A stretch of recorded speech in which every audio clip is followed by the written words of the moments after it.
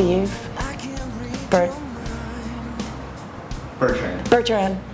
Steve Bertrand. He was in a couple bands before this.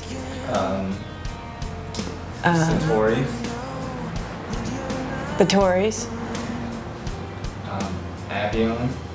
And Avion, they were really good. That big hit that they had. I was walking out of the teaser on Sunset, and I happened to hear this band in the downstairs room that was doing their thing, and it actually had melody and chords in it, and I didn't feel like I was going to die, and I just out of interest walked in to have a look, and here were these 5 fresh-faced kids, and they had, you know, kind of like really healthy, accessible material. When I joined the band had achieved quite a few things already critically, you know.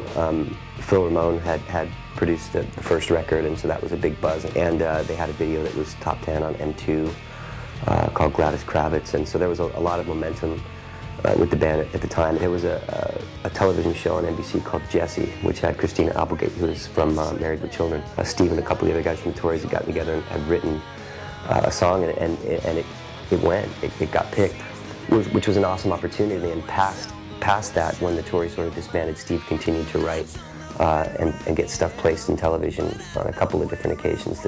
So that was another learning experience for me to be a part of that with him and to see how all that works. So sort of branches out into all different kinds, television, radio. I first saw Steve Bertrand at the Connell Lodge when he opened for the Jimmy and Joey comedy show back when he was doing the Tories.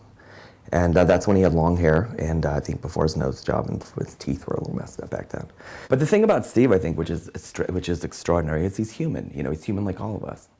In a lot of ways, he's more human. Actually, the more you get to know him, the more character flaws you get to see, and you see he's really Swiss cheese full of holes, which is really shown in his music. He really, you know, there's a lot of pain in his life, and it comes out in his music. Extraordinary pain, too, not just your average pain. I'm talking deep guttural pain, like knives and all kinds of backbiting and all the ways he's been wronged through life. I mean, it just comes out in this melodic nightmare of music that's melodic and beautiful at the same time. It's great to listen to if you're, you know, having pasta or whatever. It's just nice background ambience. The first time I met Steve, he was coming through Las Vegas, kind of on a promo tour with an industry friend of mine.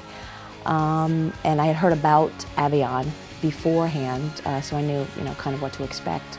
And they kind of became a house band for one of the top stations in the country because of 7 Days Without You, which is the song that I fell in love with. And it was amazing to see the process of it climbing from off the charts to then when it broke the top 40 to breaking 30, up into the 20s and so on, and then with the second single, Beautiful, still from the momentum that the band had at radio, to have that break the top 32 was really really an amazing process. Getting to know him, hearing the stories about how, you know, whether the stories are true or not, about how the songs were written, really definitely made the connection. There was a preconceived notion there of really compelling songwriting, but when you make that connection or you understand where it came from, then you fall in love with it that much more. I was just honored that he asked me to be in his music video. People found out that I had been in the video and had decided not to hire me. I lost out on a couple jobs. They weren't going to hire me again for Meet the Fockers because I had done that. And there was originally nudity in the video, and I thought this would be a way to kind of change my image. And I have a new agent, and they're sending me out on commercials again, and I think I might book this Kmart commercial, so I'm really excited. I can come back. That's probably my agent right now. Maybe I got the Kmart commercial. That would be really cool.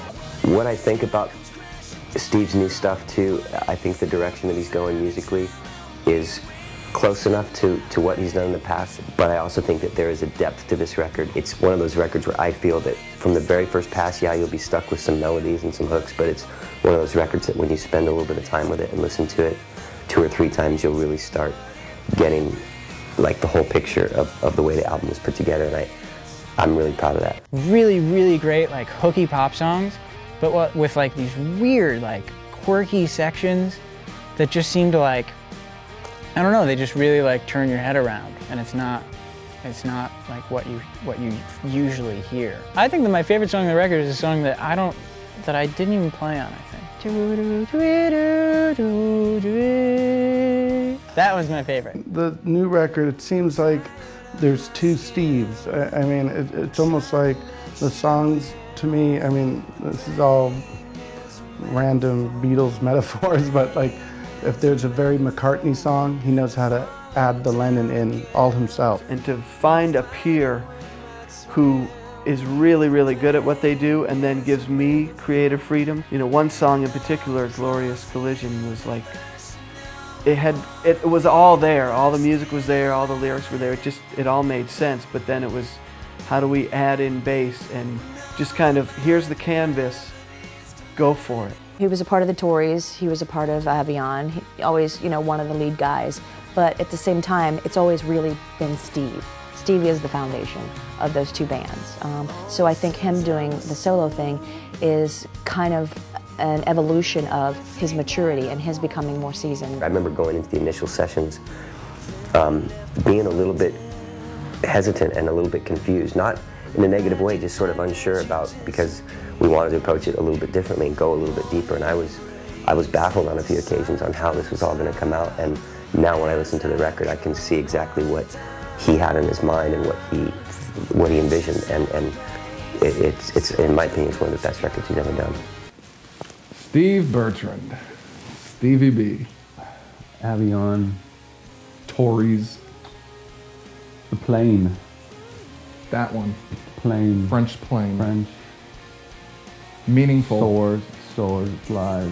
Oh yeah, Heat, Steve flies, Really, bulletproof above, glow, kind of above, bullet, yeah. flying city, Like a the city flying, an impenetrable condor it dangles. of France. It's a really, everything is meaningful in his life. Everything means something. Bertrand, do you know what Bertrand means? The stomach of an antelope.